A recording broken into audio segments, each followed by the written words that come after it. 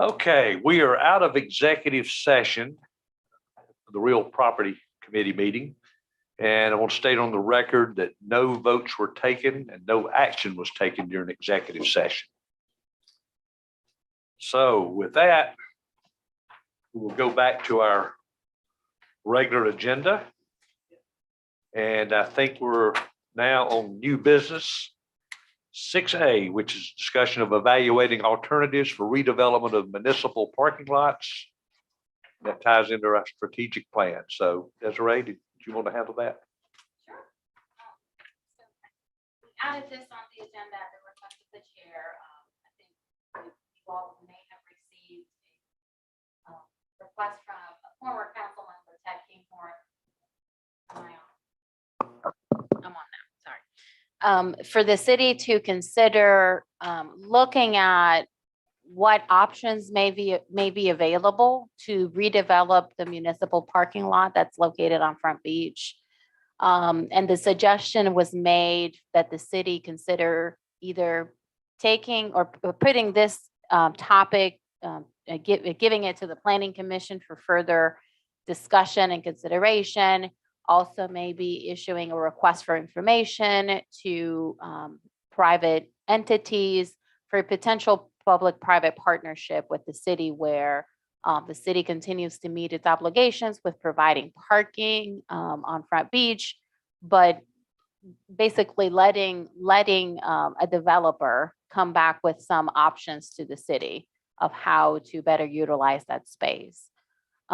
This is something that it was discussed a few years ago by this committee, and I think that there would, I don't recall, I haven't gone through the minutes. I wasn't able to before this meeting, but it was discussed, and I think that there was some apprehension for some others, you know, like the idea. So I don't think it really went anything, you know, beyond that, just a discussion. So I think that, you know, the option to taking it to the Planning Commission for further study, it's certainly appropriate. How does that fit with the city's overall comprehensive plan and transportation and all of that we talk so much about. Certainly the RFI is also another option. I do want to make you all aware that when the city purchased this property in 1987, it received about $50,000 from the state PRT, the Parks and Recreation Tourism Commission. And the city is sort of encumbered to ensuring that that property is used for outdoor recreational purposes and parking. So it doesn't define that. Another contract that's weird.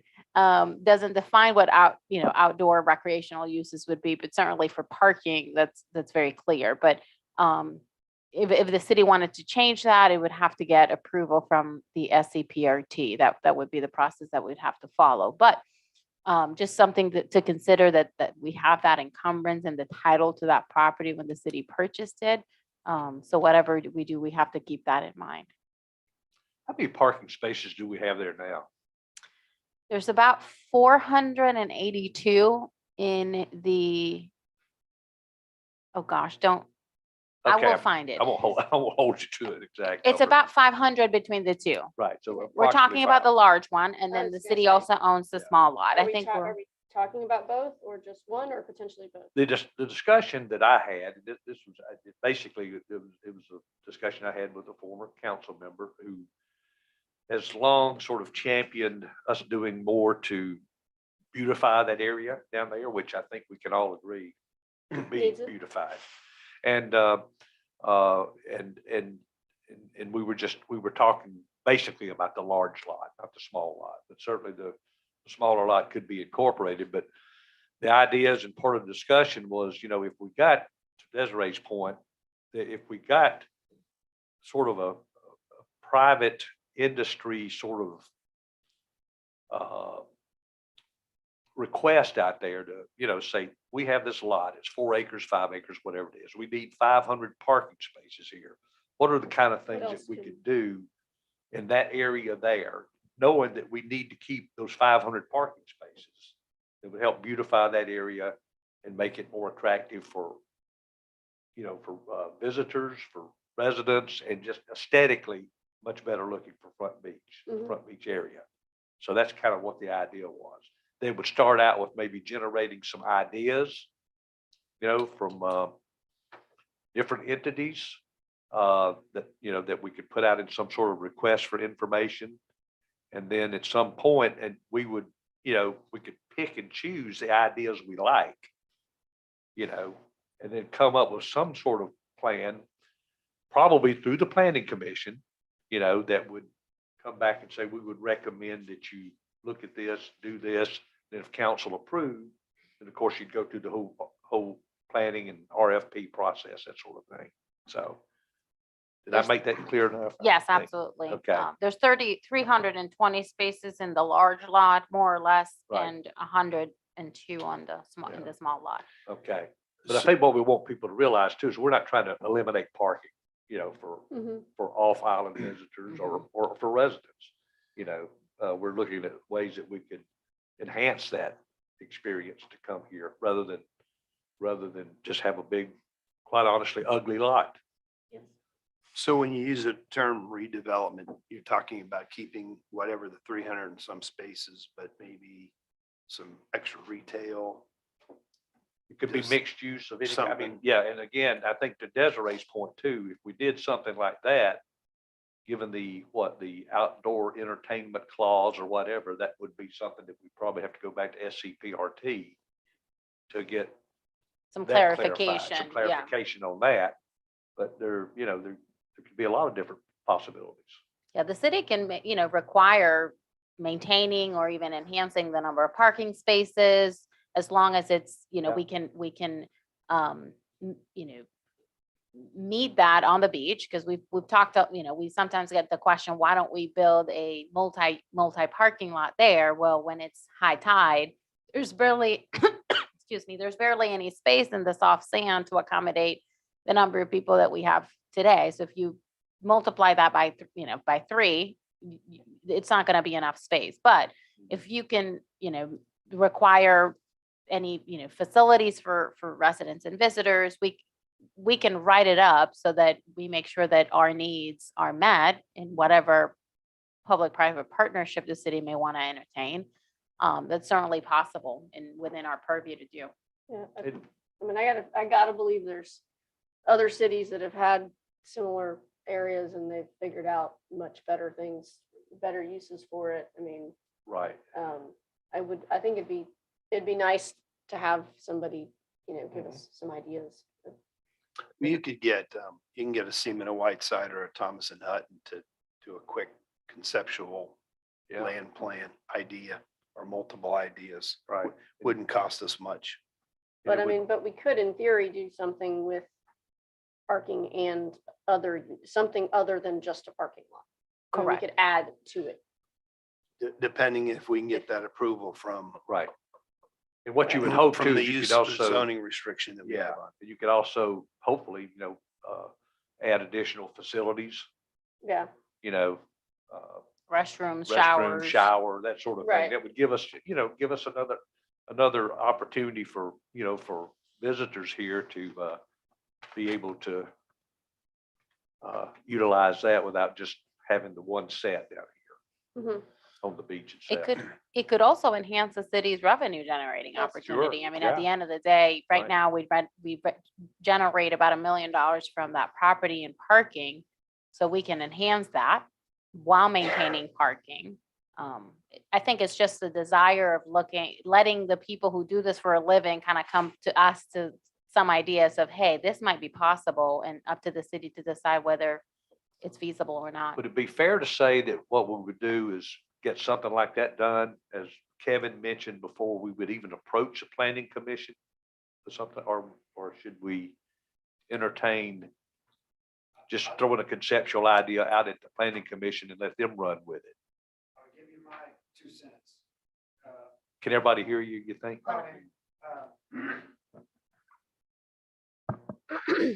So the challenge with any development in that district is the city's code no longer allows any hotels, condos, housing units of any type.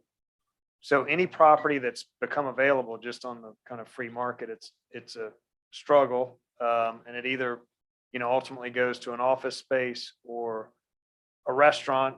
And I don't know that,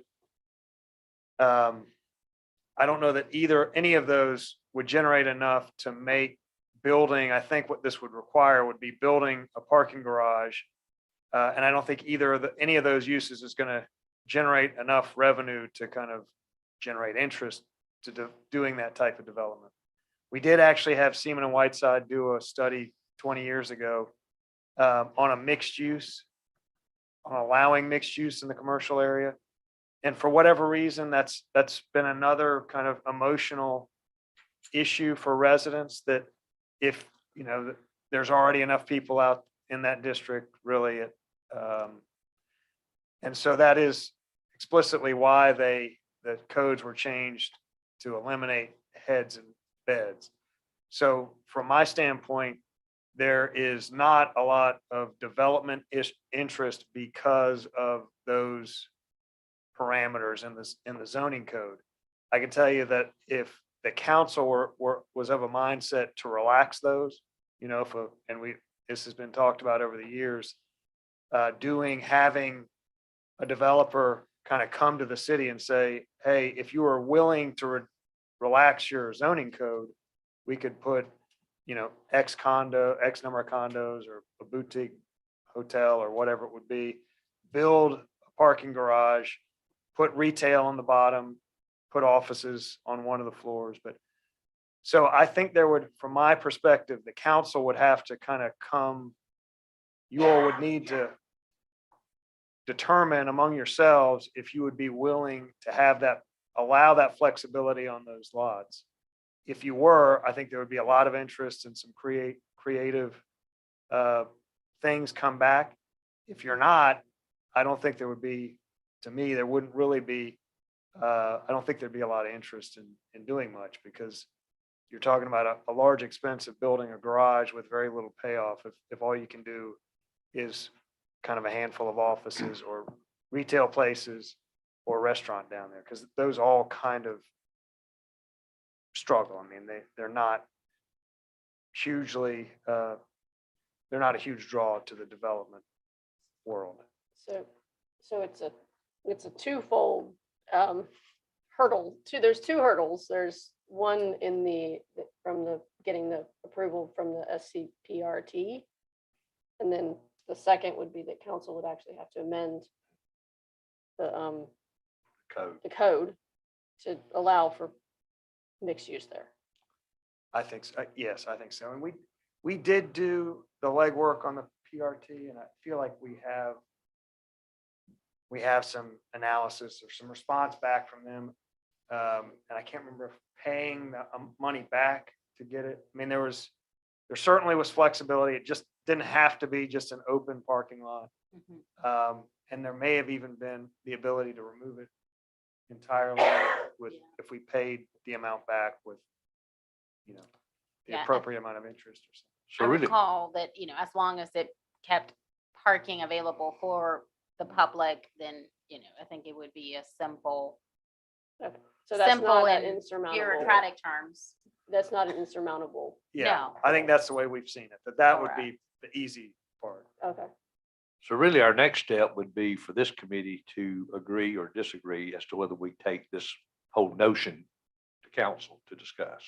Well, and it may be, you may want to consider giving before we have that conversation, issuing an RFI and saying, if there was no restriction, what would you do?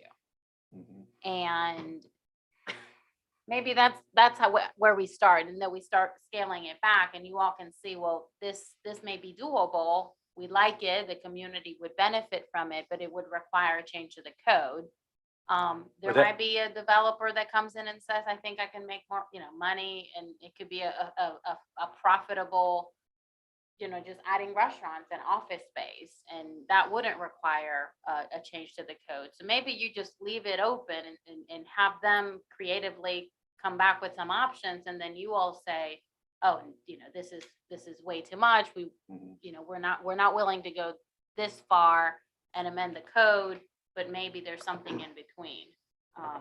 But is that something we would take action on through a vote, or is that something that you would take away and say, let us pursue that and then come back to you on the committee with I would what we found? I would recommend that you all bring it to the full body, to Uh-huh. full council, to see whether there's any appetite in going this route before we all go back and spend a lot of time and energy putting, these documents together, if it's not gonna be embraced by the full group. I mean, I'd be okay with taking it to full council. I mean, why not try going down the road? You can always say no at a later That's what- date if we don't like it, That's what I'm wondering is like, why would we not pursue it. find out our options? I guess I mean, unless somebody just decides that we absolutely positively just want to keep a gravel lot. Like, I'm trying to think outside the box here and like, is there a downside? Well, does To- someone want to make that in the form of a motion? Do we need that? A Well, actually, recommendation? is there a cost involved? Like, I mean, I don't know enough, like, to request an RFI, what, We usually, we do that in-house, we put it together, it would be very general, and it would be out on the city's website and advertised through the newspaper for a few weeks, and then we solicit those responses from folks, and they're presented to the city. I mean, so in terms of cost, yes, there is, because it's our time, but it's not that we have to hire anybody to put a conceptual plan together. We would just, do a request for information, and send that out to folks like Thomas and Hutton and Seaman Whiteside and things. Not to get into the weeds, but are we thinking of selling this with deed restrictions on, the number of parking that we're going to demand and whatever other items we want to control? Or are we talking a land lease to somebody to do, or we hadn't gotten that far? No. Snow peas.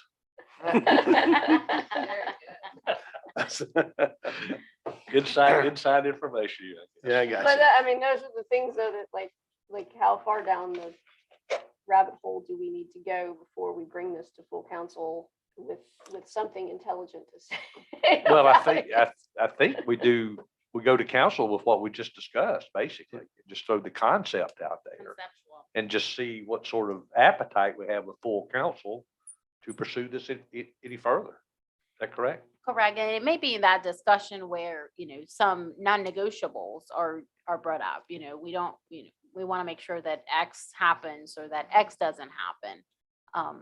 That'll be part of the discussion that council will have, but I would like to get buy-in from the larger group before we will go through, maybe go into the snow piece, into the details and, following real property meetings, once you have that, again, that feedback and consensus from the full group. Does it go to Ways and Means first or right to council? I think if Ways and Means would be appropriate. Okay. So do you need a recommendation from us, a vote? Okay. I make a motion to recommend to full council that we pursue some ideas for the redevelopment of the municipal parking lots. You want to word that as full council or Ways and Means? I mean, I think I said full council, but That's okay. We can. it's okay. Yep. I'll second it. Any further discussion? And with the understanding that maintaining the parking facilities. Exactly. right. Exactly. I mean, I feel like that's kind of really the only restriction that we would put on it at this. I mean, obviously, we don't want a 17-story building, but And we don't want to eliminate any existing parking. correct. Any further discussion? All in favor, say aye. Aye. Aye. Aye. No opposed? Thank you very much. All right, 6B, discussion of proposed full year 23 10-year capital plan for the Isle of Palms Marina Front Beach. This ties into our strategic plan priority 3. All right, in your packets, you have the the staff's budget request for FY '23 for capital projects and capital expenditures. I'll start with the front beach area, including the public restrooms, parking meters, parking lots, and beach walkovers. For FY '23, we're requesting $33,000 to replace some of the kiosks that we have in the municipal lots and on the street. Our goal is to maintain about 5 working kiosks in the area and to continue to transition to a text-to-park system that has, requires less infrastructure and than currently the kiosks that are costing the city a lot of money maintaining every year. So we want to keep some in the area for those folks that do not have a mobile device so that they could still pay to park there, but hopefully, reduce the number of kiosks that we have in the area. $250,000 to replace, repair, and add dune walkovers. This is an ongoing placeholder that we have to make improvements or repairs to our existing walkovers and to continue to find opportunities to enhance beach access paths by installing walkovers. This is the pot of money where the city's match for the 34A beach walkover would come from. We also included $35,000 to replace Moby mat material. We use that to stabilize beach access paths to enhance ADA accessibility. So this is just again, a number that we have so that we can continuously replace those as necessary. We keep that in an inventory. We here, do. Okay. We do. Does that include the maintenance? Because we're going to have proper, all maintenance, consistent maintenance, I should say. Correct. No, that's going to be included in our operating Operating. budget. Okay. This would be just for the Mobiba material. $10,000 to add, replace, or rehabilitate public card. I think I mentioned it to you all last month that we're working with an aquarium in some kind of exhibition that enhances environmental sort of suggestions or guidelines for the public. So we have $10,000 to assist in those efforts and $70,000 to repair sidewalks on Ocean Boulevard between 10 and 14. Councilmember Myers, I'm not sure if you know, but the city owns that street on Beach, Ocean Boulevard, that section. So that's why we've included that, because it's our responsibility to repair and replace the sidewalks and the road. Facilities maintenance, $45,000. That's our ongoing proactive effort to keep up with maintenance of all city facilities and city buildings. So we're budgeting there 1% of the insured value of that area. Then we go to Breach Inlet boat ramp. We have in our schedule for FY '23 to rehabilitate the concrete ramp. That's the boat ramp that's located on the Breach Inlet side. That's something that I want to look into a little bit further, because in the past 2 years, we've only had 2 people purchase boat ramp keys. The year before in 2019, we had 7. So I'm not sure if it warrants a $70,000 expenditure if it's rarely used. We may need to replace the gate, but that's about it. So I want to have a little bit more time to assess that area and see whether it warrants that capital expenditure. Yeah, I think that gate's about 45 years old. Why do people not use that ramp? Is it no parking, or, I mean, what? Kevin could answer that better than the rest of us. Well, the parking lot is tied to the Carroll building, which is now condoed and sold to a whole bunch of different people. So I don't know quite how that parking works. I know that I used to have a slip down there and we were allowed to park there. So, and then overflow from, what's the restaurant? Jeez. Boathouse. Boathouse flows over there. So not really quite sure. So, and in the summertime, that place is always packed. So maybe there's a limit to that. I don't know. I don't know if a lot of residents know that they can get a key for that. I didn't. Until just So, now. but Go ahead. I mean, I guess I'm just wondering if, I mean, that's 75,000 or to spend that money when really no one's using it. Is there, is there something else we can do with it? And could we sell it to, I mean, like, could we do something else with it? And instead of paying money, I mean, 10 grand per person who's using, or what'd you say, now there's only 3 people or something? We've Two. had 2 in the past couple of years. Less than 10 in the I past think 2 it's years. $100.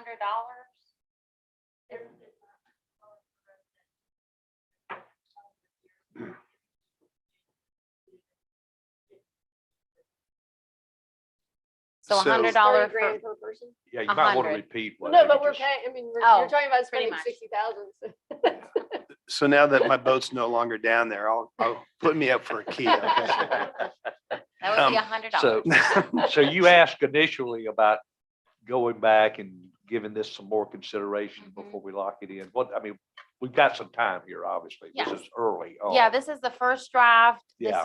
It was scheduled in our 10-year capital plan for FY23. So, I'm including it here for discussion, but one, what's the condition of that boat ramp? We haven't had that assessed, but is it worth the money for the city if Right. it's rarely used? Do we wanna make sure that it's used more by people? That may be. I know that other folks I've heard, I'm not a boat person, but it's not too deep. So I think it limits the kind of boat that can use that area. There's also nothing there to tie a boat to when you're launching, so that makes it more makes it challenging. complicated. So there's a lot of limitations that I think it's not geared towards, being a popular Well, destination. Sorry, Mr. Chairman. Go. 2 things. Andrew Vega brought up the idea of a great place to launch kayaks. Mhm. So I think that's a perfect place for that. But the other thing too is keep in mind fire and safety. If there's a problem on Breach Inlet, that's where they put their jet skis in and boat or whatever, because it's really convenient. And Yeah. just being down there for 8 or 10 years, that happened probably more than we wanted it to do. It's So- right there beside Breach Inlet. Right. Yep. So it So- is being used. I mean, I mean, for a safety, security, rescue, definitely.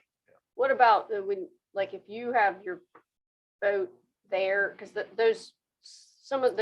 you had a boat there, then you could use it to get your boat out, like if there was Yes. a hurricane coming or something Yes. like that. So, Yeah, but again, it's really tight because low tide, it's silting in. So a lot of times it was just easier to go to the Marina. But the other thing too is now the slips that I was on, the new owner now is not renting those. You have to purchase the slip. So I don't know if they're entitled to use that boat ramp or not. I don't think so. With a with a key. $100 or $200 for non-residents. Okay, so. All right, so that's, and then we go to the second page where we have beach maintenance and monitoring. We have $30,000 there for a feasibility study for the Breach Inlet project. That's something that we've been talking about the last year.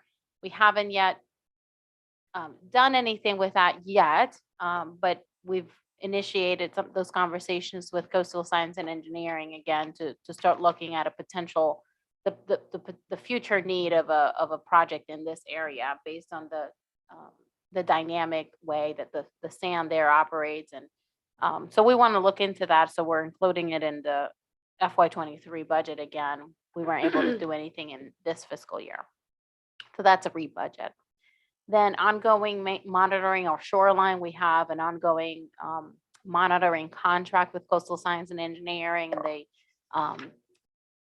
develop a report on the condition of our entire shoreline every year. And that's something that has been very helpful to the city in identifying any sand loss after a hurricane. So that's certainly something we want to continue to do. And it's consistent with the city's local comprehensive beach management plan. Then for the Owl Palms Marina, we've included here the $57,500 that city council approved to ATM to start the engineering and design of the improvements to the public dock and to the T-dock. Some of those expenses will be incurred in FY '22, but we're including for planning purposes the entire amount in FY '23. You also have there, the construction of those improvements. They are, according to the engineer, it is feasible that we can get the design and then the engineering done to be ready for construction this fall.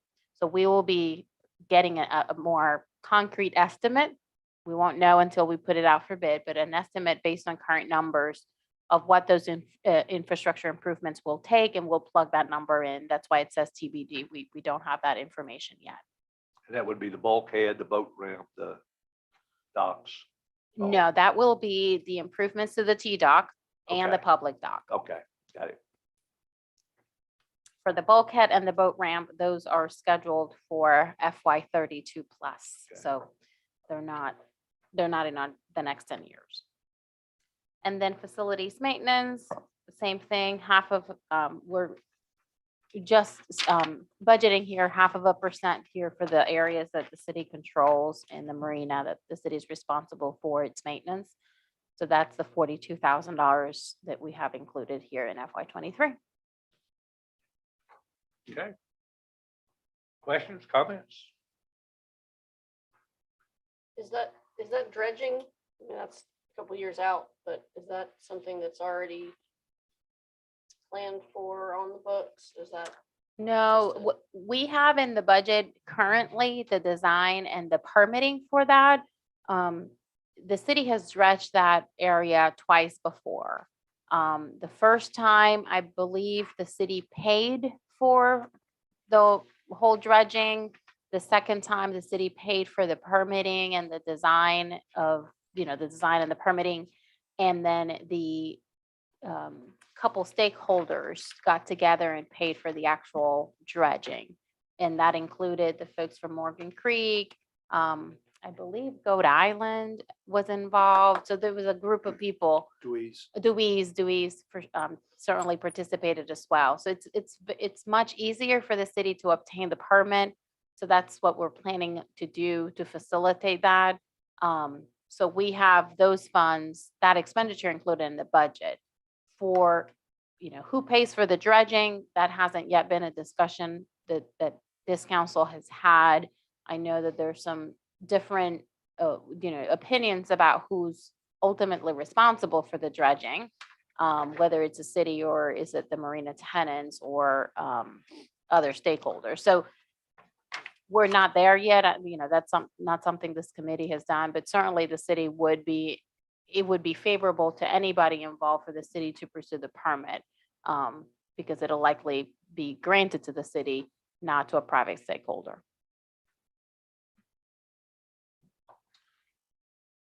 All right, any other questions or comments? You don't need any action from us. No, right? sir. Okay. All right, well, thank you very much. All right, moving on to miscellaneous business, and really under that, this is the next meeting date, which is 1:30 PM, Monday, March the 7th, 2022. So I guess. that's okay Motion with to everybody. adjourn. Second.